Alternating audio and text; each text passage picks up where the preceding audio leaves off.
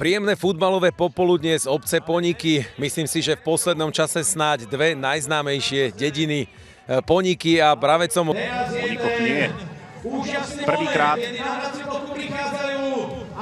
A v tejto chvíli vyvádza máraciu plochu ako Poníky, tak aj Bravecovo. Petra bude mať samozrejme tú česť predzápasové podanie rúk s olympijskou víťazkou.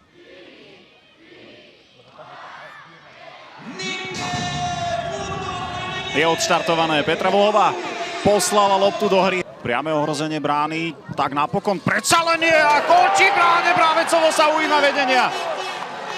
Výborný vstup do zápasu a gól Miroslava Kochana. Či Bravecova. Nepríjemný projektil, ktorý musel vyriešiť Adam Arpáš. Napokon teda Kochan pravačkou a tá strela lízla žrť. V odrazenej sa dostáva jeden gól, čo je vyrovnaný jasný.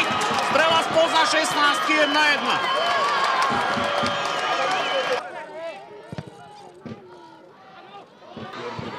A zakončenie, ktoré sa končí bráne. Adam Lajka z ničoho nič sa predral v lopte v pokutovom území a posiela domácich do vedenia.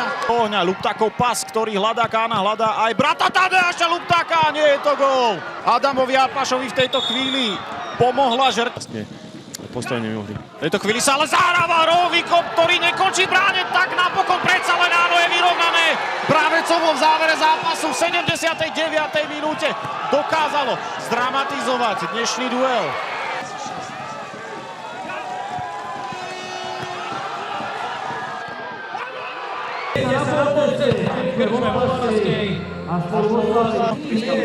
Kam zavídala.